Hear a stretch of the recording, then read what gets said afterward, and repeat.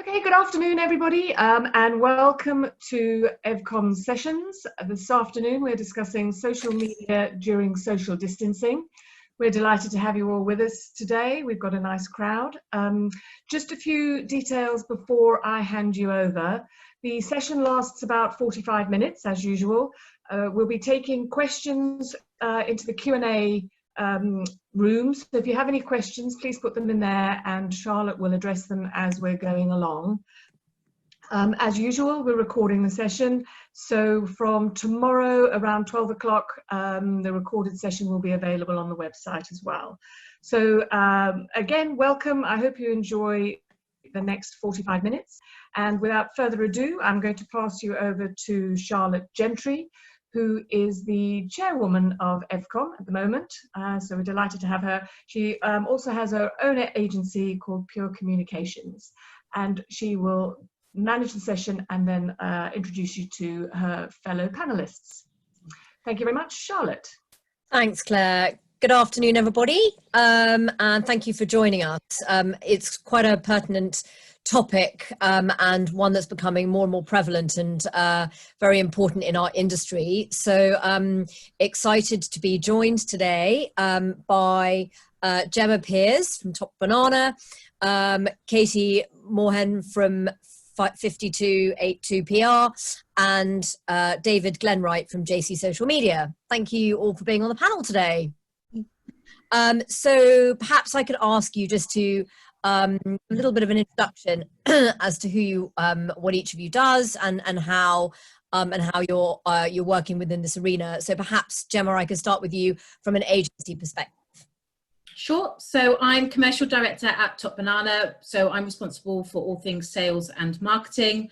So I lead the social media strategy for our business.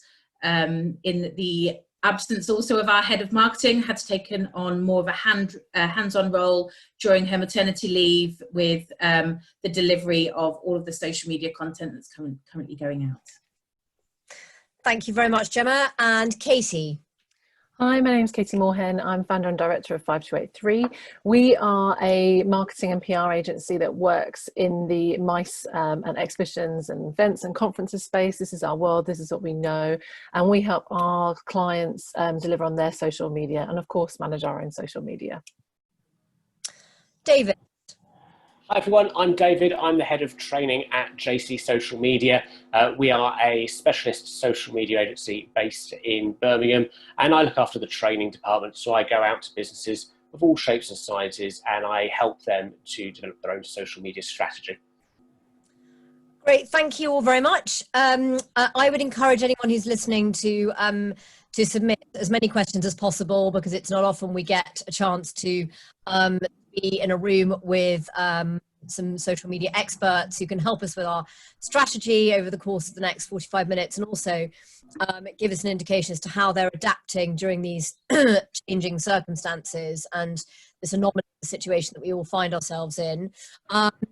Obviously, social media has become a very critical way in which we all communicate on a daily basis as businesses and also as individuals. So it's important to understand the impact, firstly, of how social media impacts our businesses and individually. So I'm just wondering, from an agency perspective, Gemma, perhaps could you give us an indication on how you've built the strategy for Top Banana and how you manage that on a day-to-day basis? Sure. So we'd actually, we were just ending our current financial year, starting our new financial year. So we'd already written our social media strategy for the whole of this year. As soon as things started to change and lockdown started to come apparent that it was going to be happening, we took the decision as a sales and marketing team to stop our current strategy and work on a new strategy. We very much felt as a team that if people were going into lockdown, what they needed was not potentially doom and gloom on social media, as we were reading a lot of, that we wanted to inject some positivity and really focus on good, strong messaging and just showcasing some of who our personality is. We wanted both our workforce, our clients and our followers, just to really get something positive out of the content we were posting. So we then started to formulate a plan of how that was going to be executed. And we have a social media strategy at the moment that is called the Together Project. So everything we're putting out there has been under this umbrella of the Together Project for both partners, employees, clients, suppliers. So everything we've been putting out has been under this umbrella and aimed at positive messaging. And we execute based on a minimum of 3 posts a week, with different content depending on whether it's Instagram, LinkedIn, Facebook or Twitter. So we have different strategy for each of them based on our audience profiles that we know we have as followers. Great. Do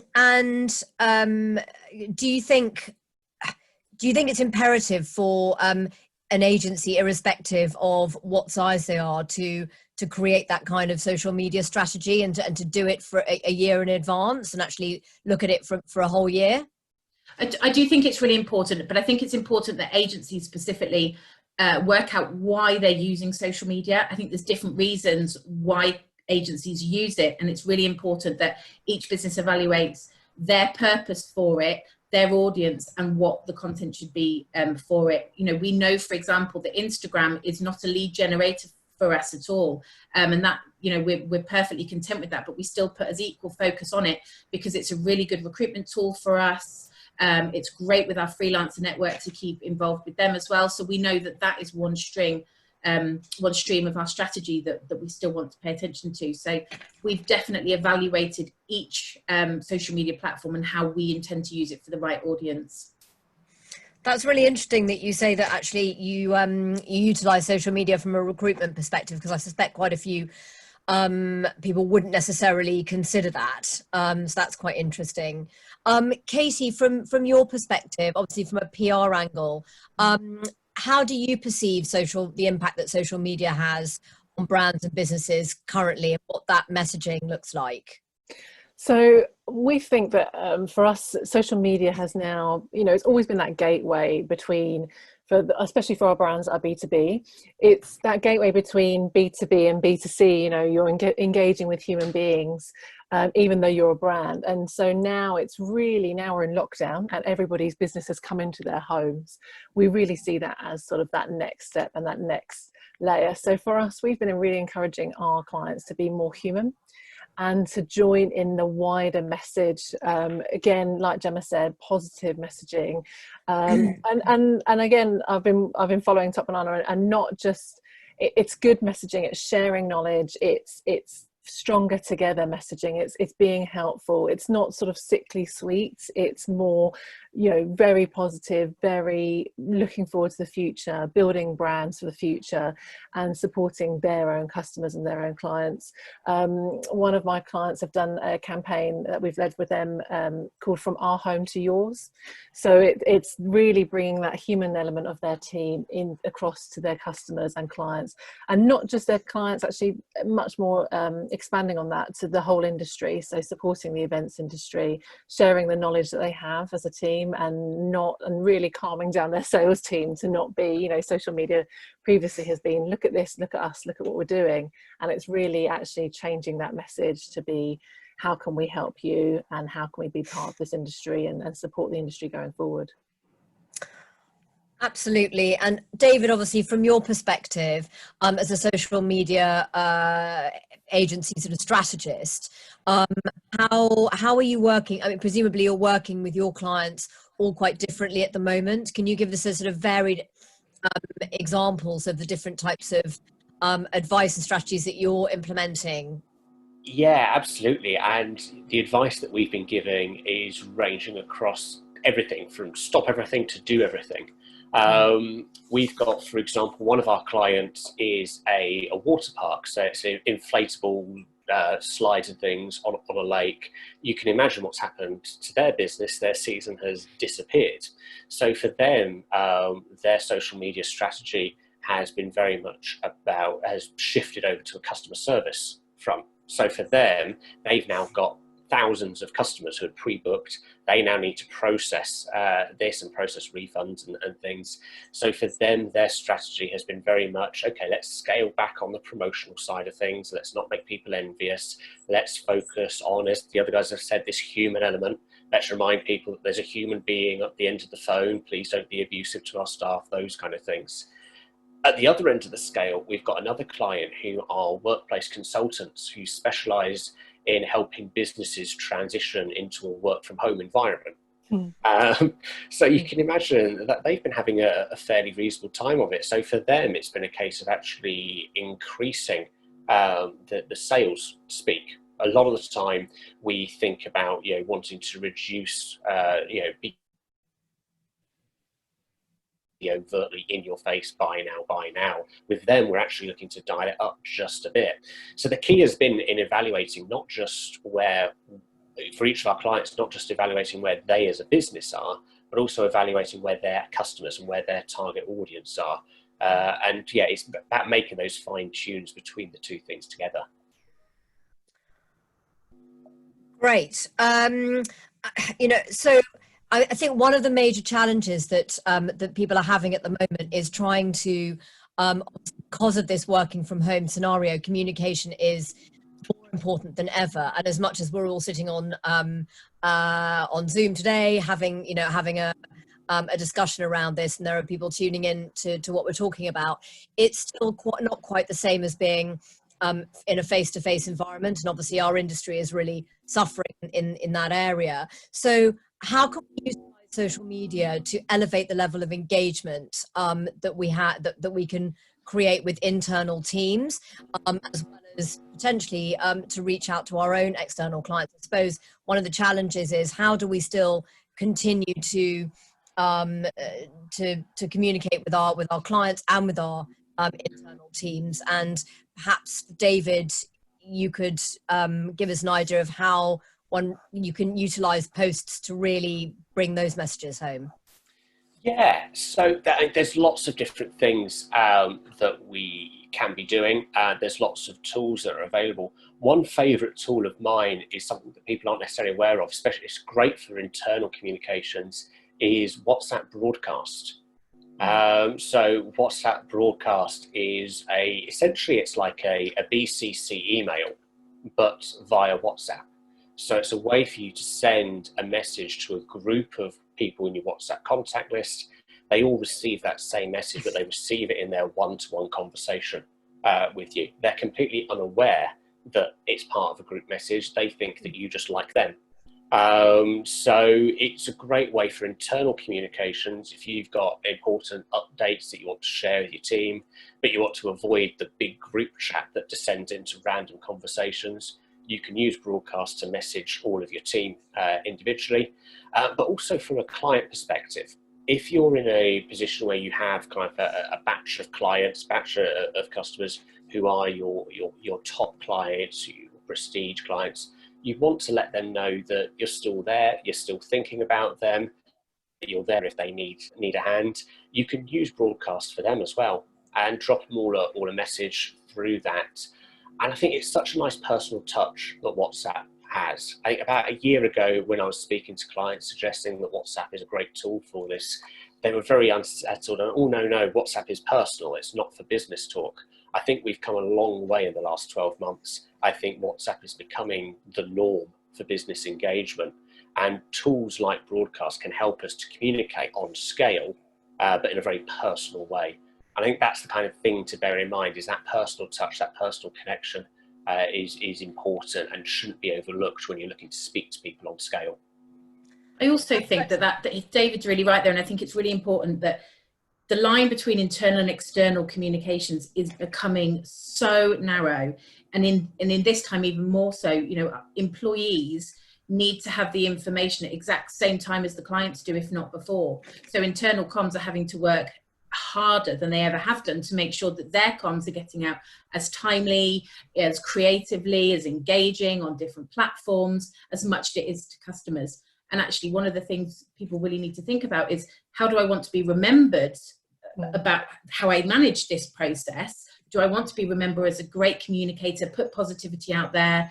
I felt knowledgeable, I felt trusted with information, I knew what was happening. They're the things how you want people to remember you, whether they're internal, whether they're external. And I think it's really important that whether the platform is seen as social, you know, a more of a social friends at home thing or not, whatever way that people communicate, we have to explore every single channel and use every single channel at this point to make sure we are being as open and communicative as we possibly can.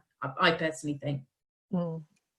Yeah, definitely. And I think that you have to remember what you've done with your internal teams and how you communicate. You know, you can go out positively and say, we're doing great, we're fantastic, you know, business is great, look at all this sort of thing. But if you've furloughed half of your team and they're sitting at home and they're watching this, I think you have to be, it's a fine line, isn't it? It's a balance to get, and you've got to get it right.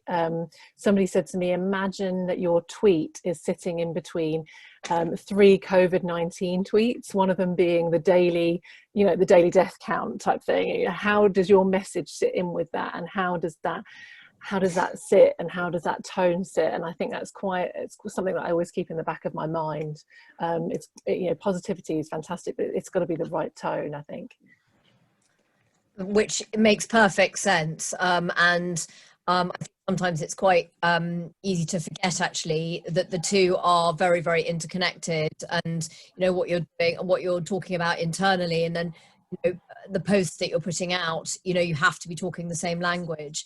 I've had a couple of questions which I'm going to pose from Dino to all the panelists, but perhaps let's start with Gemma. What would you and Top Banana expect from a DMC during this lockdown period without being too intrusive? I think that during this period I've probably had more conversations with people than I've probably ever have done before in terms of the supply chain, but not about inquiries, just about how they're doing, how they're coping, how they can maybe enhance their own offering when we come out of this, how they can provide our audiences with reassuring content during it. And I think those sorts of things for me are really important. I'd like information sent to our teams that are all about furthering their knowledge, making people come out of this in a positive way, enlightened, not afraid to travel, not afraid to explore the world still, and keeping in touch. I think just keeping those bonds alive is really important. Never be afraid, I think, at the moment to hound people, because people want to hear from other people, and they want to make sure everyone's okay, and they want people to still be in business at the end of this, so they want to support each other back and forth. I don't think there's I don't hear of anybody saying, I feel hassled by somebody. This is about supporting on all sides of the spectrum, every part of the supply chain. Thank you for that. I've also had another question, which is outside of social media strategy. What are your opinions on individual team members posting from their company accounts? As an example, an event manager in a great location or running an interesting event. I think it's quite a good question because, should there be a level of control, I suppose, over actually the content that gets posted out, because everybody in a company is representative of that company's brand. So what are the views on that? Should there be just maybe 1 or 2 people that have access to posting on behalf of companies, or should it be wider than that?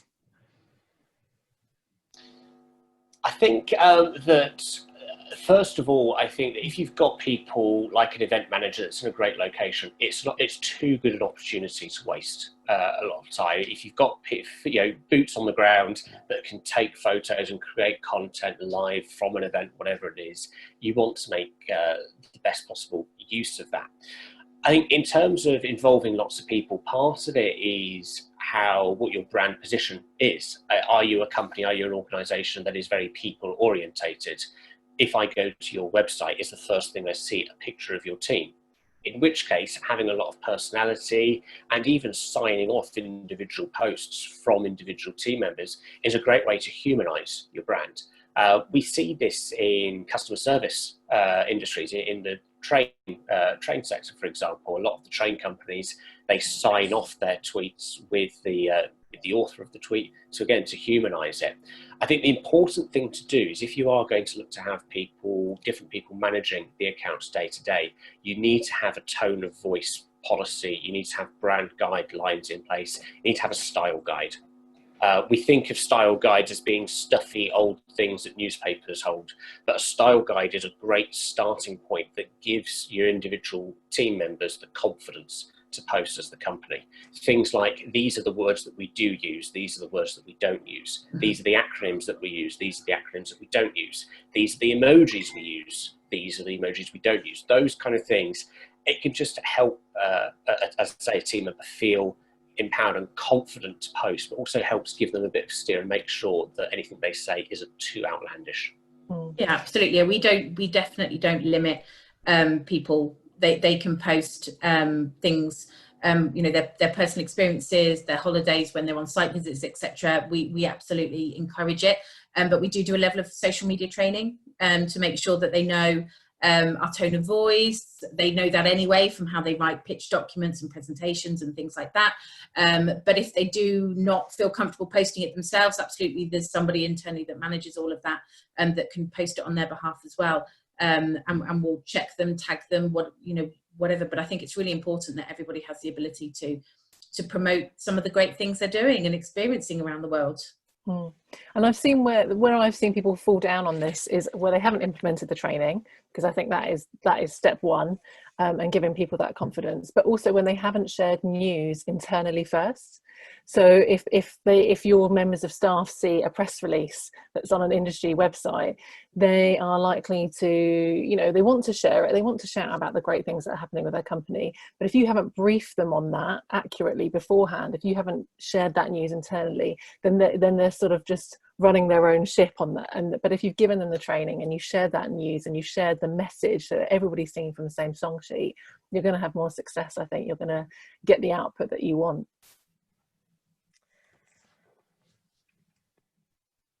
I mean, are there some, I mean, how do you manage as well, I think, the kind of content that one posts out on social media, and how you assess what is engaging, more engaging than other pieces of content?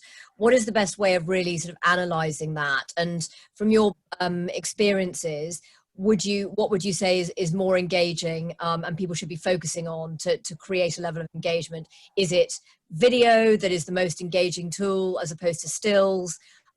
Is it, certainly in our industry, would it be destination, personalization of a business? What are the most engaging tools that people can actually utilize? David? Well, I think the first thing to highlight, very competitive space. That, without a doubt, is the most important thing. Facebook released a statistic not too long ago. The average user, so the average person on Facebook, will scroll through 90 meters of content every day. So that's the height of Big Ben. The average person scrolls the height of Big Ben every day on their Facebook feed.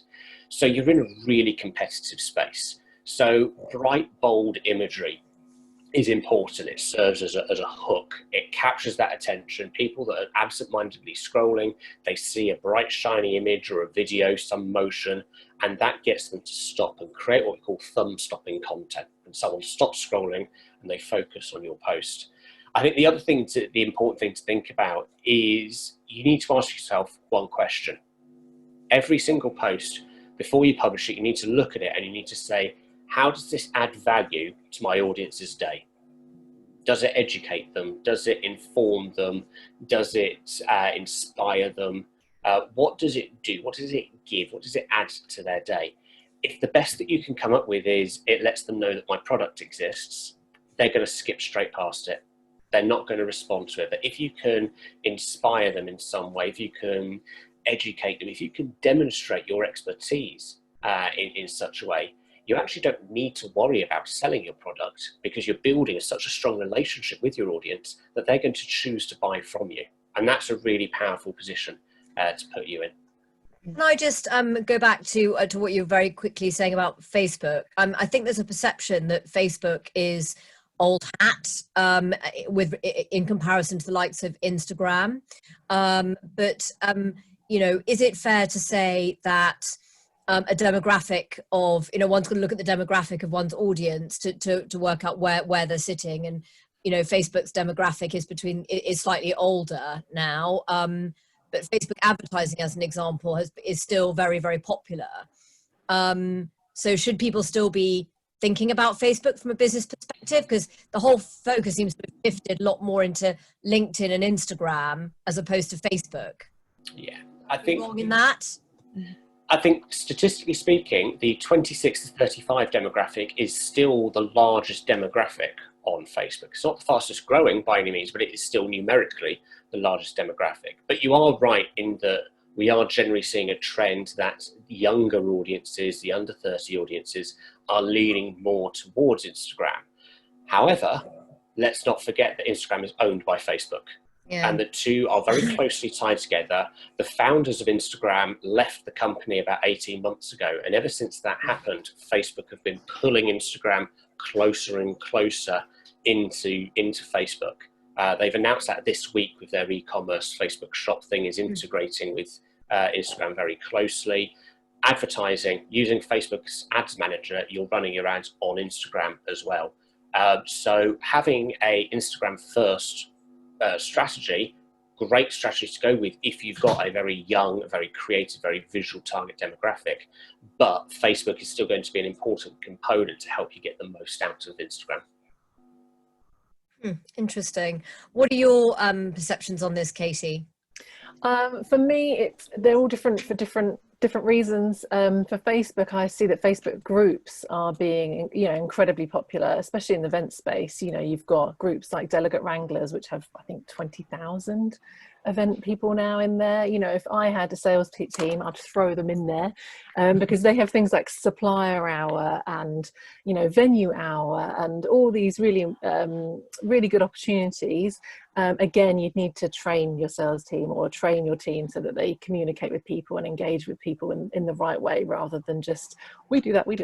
But for me, Facebook groups is, you know, if you're members of groups that are of your niche, if you're members of groups that are of your industry, then, you know, there are great ways to connect. And I've certainly got a lot of business out of some Facebook groups. It's hard really with social channels. I think the thing to remember is that engagement. We get lots of people come to us and they say, look, I'm posting, but my numbers aren't growing. And that's great. If you log on and you post and then you turn off the app, you know, what are you going to get? You're going to get nothing. Instagram, and David, I just need to fact check this against you actually, but it's my understanding that when you post on Instagram, it goes to 10% of your followers, and it's how they engage with it to whether they share it to the rest of your following. And also it relies on how much you're engaging as well. So if you're not engaging with other people, if you're not liking, if you're not commenting, if you're not being part of their app, they're just not going to like you. The algorithm with Instagram is just going to say, no, actually, you will just show you to the 10%. So it is, you have to remember it's an engagement tool. So whatever platform you're on, you're there to engage and you're there to be part of it. Facebook groups for me is a great example of that. Instagram, again, a great opportunity to engage. And Twitter, obviously, it's not, you have to remember it's not just there for you to stand there with your megaphone. You have to be part of it. Whatever platform you choose, you have to be engaged in it and you have to dedicate some time to it. And how much, you know, I mean, it can be very labor intensive. I mean, actually a couple of members of my family are social media influencers, and they basically now don't live their own lives at all. Now they're basically living completely via their phone. I mean, they're never away from their phones. And, you know, it's quite, I don't know, for someone like myself who's a bit of who's older, feels like a bit of a dinosaur, it's quite alarming, you know, to think about how much time you actually could and should invest in this. And so I guess it's a question to all of you, you know, are there specific times that are better for posting than others, which I would presume that's probably a resounding yes. And, you know, from the engagement perspective, you know, how much time does that take to actually look at everybody that's you know, engaging with the post that you've put out and commenting and responding? I mean, that could be a daily job in itself, could it not?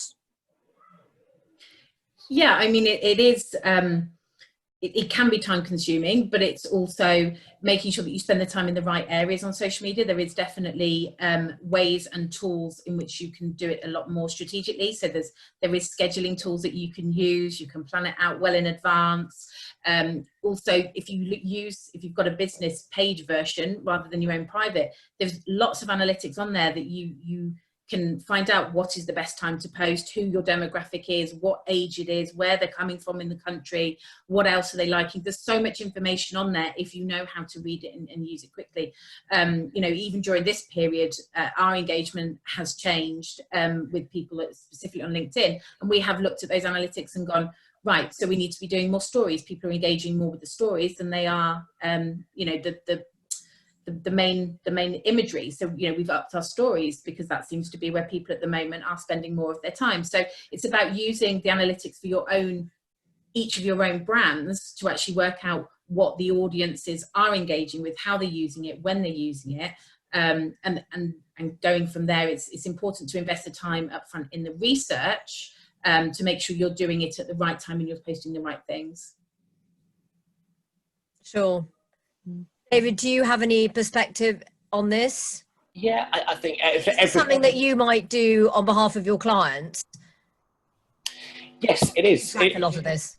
Yeah, it absolutely. It's something that we look very close at with all of our clients, and Gemma is spot on in terms of you study your audience to understand when the best time to post is. There are lots of people out there that will always say, you must always post during the morning commute, lunchtime, evening commute. That's always the best time. Well, if your target audience are teachers, that's not going to work for them because they're working during lunchtime. Their commuting times are completely different. If your target audience are lighting technicians, I used to be a lighting technician. They don't get up before 10 o'clock in the morning because they were up until 4 o'clock in the morning the night before. So understanding your audience is vital. But I think as well as knowing when to post, it's about knowing what topics to post about as well. Katie mentioned previously algorithms. The algorithms on these social media platforms, horribly complex things. But they are trying to work out what content is going to be of most relevance and interest to the audience. So think about things that are trending, that are very popular, and think of ways in which you can tap in and utilize that. Cliche example, we all have a particular baking competition program that we're big fans of that happened around August, September. And that is the time when you see lots of companies having lots of, oh, Steve baked us a cake this week, and kind of talking about that TV show. And that's not just jumping on a bandwagon. The social media platforms themselves, they look at that and go, you're talking about baking. Lots of people are talking about baking at the moment. That's relevant. That's contributing to the wider discussion. I'm going to show that to more people. I think as if you were at a networking event and you stood in a circle of people and someone's talking about something. You don't immediately then go, hey, shut up, listen to this. I want to talk about this. You wait for the opportunity to say, oh yeah, that happened to me once. And you gently shift the conversation onto you using what the common conversation topic is. If you replicate that on social media, it's going to get your content out to more people. Yeah, that makes perfect sense. I mean, are there any tools and any tips looking to the future as well of posting on social media? Obviously, social media the platforms are changing constantly. What their offerings are changing also constantly. Is there anything that any of you've seen recently on LinkedIn or Instagram or Twitter that you think is quite an interesting and helpful and useful tool to elevate engagement, or that one could utilize within the industry from a sales perspective, from a lead gen perspective, from an engagement perspective? I think for me, I've seen a lot over the COVID-19 of Instagram TV. So a lot of people who are managing their accounts that are perhaps smaller, especially if they're freelance, are collaborating with other freelancers or other small businesses. And rather than maybe doing formal Zoom calls like this, they're having Instagram TV on a certain topic. So 20-minute sessions, I mean, max, where they just talk around something really, really, really specific. So rather than talking about social media, they might just talk about WhatsApp broadcasts and what they've done and how they're working and how they're finding it, or even just an update on the industry, you know, just it's like a public conversation really. And I've seen that has worked quite well. That's got a lot of engagement for some of our clients and for some of our people in our network that are much, much smaller and that perhaps have friends in the industry. So if you've got quite a small following and your friend and your colleague in the industry has got quite a big following, see if you can do an Instagram TV with them, do a bit of video story promo before you go live, a bit of a warm up 24 hours before, make sure you're name dropping, make sure you're sharing stories, and Instagram TV they're finding actually, and make sure they're out of work hours. So perhaps at 5 o'clock, when people are sort of shutting down that and more likely to pick up their phones, although my phone's permanently in my hand, they're more likely to engage, and that's they're having really good traction with Instagram TV. Whereas previously we've sort of stayed away from Instagram TV. That's something that actually we've been engaging with much more. Interesting. Gemma, do you have any thoughts on this area? No, I mean, we haven't tried Instagram TV actually, but I think Jo, who manages my social media, is listening to this today, so she'll probably email me and say, oh, Instagram TV, let's do something. But I think it's really important to experiment during this period.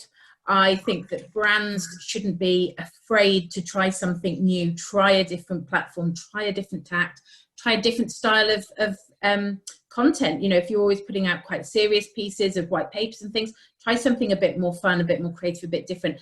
And don't be afraid to fail until you find what's right. I think that's really important, because you won't get it right the first time. It does take time for following and engagement to grow. You've got to do the research, you've got to put in the effort.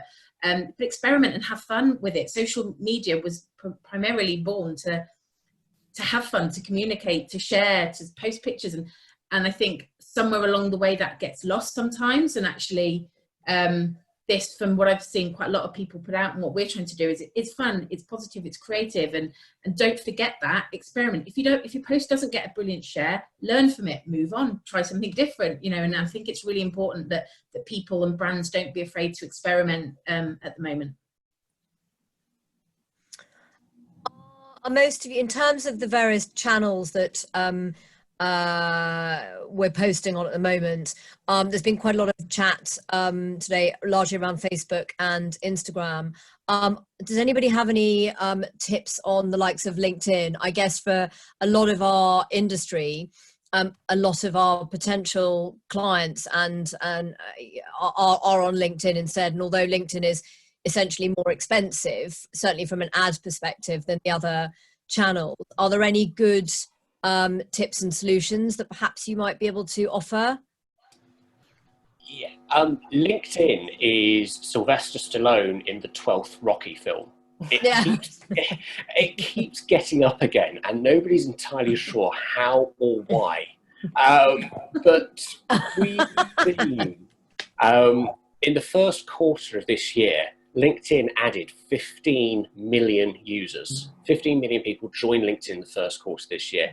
The sessions are up 26%. People are using LinkedIn now more than ever, and the reasons for that are fairly clear. Salespeople, lead generators, they can't go out to networking events, so they're utilizing LinkedIn. A lot of people have dismissed LinkedIn because there's not much conversation on there in the past. That has changed now. I think start treating, in the past when I've worked with businesses, we've always looked at direct lead generation on LinkedIn, finding individual people and messaging them individually. Now's the time to be really thinking about a proper broadcast content strategy for the platform. They're playing around with a lot of feedback. Polling has just been released on LinkedIn, so you can now run interactive polls. And they are also currently testing LinkedIn stories. So stories content that deletes after 24 hours. they've decided to give that a crack. We're intrigued to see how that goes out, but as is the case with all social media platforms, when they release a new product, use it, because the algorithm will really push you to the front because they want people to know about these new features. So yeah, times are changing once again for LinkedIn. Katie, do you have any thoughts around LinkedIn, as opposed to Instagram and Facebook? I mean, do you do a bit of work around that for your client base? Yeah, LinkedIn's good for us because we work primarily in the B2B sector, and you can be so specific with who you target, and people are sort of they're ready to do business. I would say LinkedIn, a lot of people bringing more personal and political beliefs to LinkedIn more than ever before. So I think if you're going to, and obviously it's all from the individual, apart from the groups and companies page. So I think this is where your training of your internal team becomes really, really important, because, if you've got salespeople who start really pushing their political agendas and their personal agendas, it's not the place for baby photos. I'm sorry, it's not the place for political agendas. And I think getting someone in who can really train your team and really shape the story, that's really important on LinkedIn. It is a professional business platform, although it's run by humans and it's led by humans. It is still a professional workplace. So I think that's really, really important when it comes to LinkedIn. Do you know what? There was just someone mentioned this, Charlotte, in the chat, is how do people feel? Is there value in people sharing within a business of what you're putting out? And actually for us, that's probably the best way we get the traction, is not from the actual Top Banana page. It's all the people who work for Top Banana sharing it out. That, that is the most critical part. And absolutely, it is their personal page. We don't want, if they don't want to share it, they don't share it, that's their choice. But we actively encourage on every channel our employees to share it, because that's where you get the traction. Is actually that share, not the immediate post. That gets a good amount, but it's that share that will really boost it. What's I've actually had a baby 5 weeks ago, and posted on LinkedIn, just the fact that I'd had a baby, and I don't believe in posting pictures of my kids on social media anyway, but and I got the highest level of comments that I've ever had on any channel anywhere, which was quite interesting. And I only did it on LinkedIn. And it was very interesting because, like you're saying, you think that LinkedIn can feel quite dry in terms of the content. It can feel that it's so business orientated. It's only about, look at this conference that we've been running, or, here's a piece of industry intel. But it was very interesting for me to see the quantity of response that I got from that. Admittedly, it's a very emotive thing, but I've done it once before. And again, I got a huge number of views. And I think it was a video of whales in Mauritius that I put on LinkedIn. And it was quite interesting to see the difference actually between, putting an article up on LinkedIn that's related to the industry and putting something that's actually quite emotive up there. And my response has been very, very different to perhaps what people might imagine. I don't know whether any of you have any thoughts. We experience that as well, Charlotte. We find that our engagement levels on posts tend to be higher if it features something about one of us, one of the team, something they've done, something they've achieved. We get much bigger engagement through that, rather than just posting a picture of a destination. We don't tend to get much traction about that. It's about one of our people being at that destination and what they experience. The people aspect linked to the business message for us gets good traction.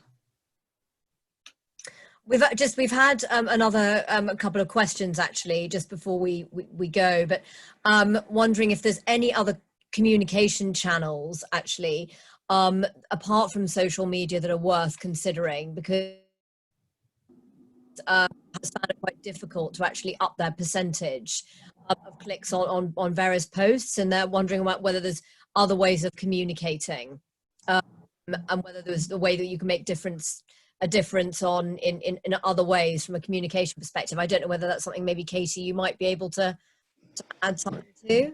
Yeah, so if they're thinking about, are they sort of trying to drive traffic to their social media and engagement? If that is that sort of what you're I guess the question implies that they're not really getting much traction on the clicks on the posts that they're putting up.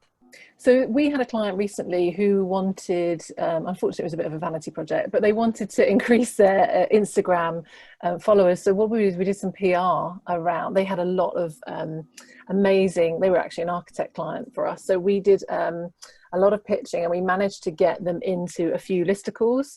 So top 10 Instagram accounts are going to get you, that give you Wanderlust, or the top 10 bath. We actually pitched them because they were architecture, and they had lots of beautiful bathrooms, so it was sort of bathrooms of dreams, and then we said, if you like this content, then follow them on Instagram, and they managed from that PR article to get much more traction. So but it's got to be specific, it's got to be interesting, and PR can really help drive your traffic and engagement to your social media. But I think it goes back to what Gemma says. What is your driver? What's your mission? Why would you want to do that?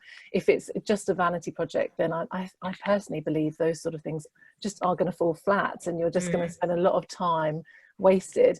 If you are doing it because you're wanting to build a community around your social media, and your social media channels giving something back, then that's a really good opportunity to do that, and PR can really help support that. Some editorial or a listicle, or some sort of, if you've got the visuals, then that's a really good way of doing that.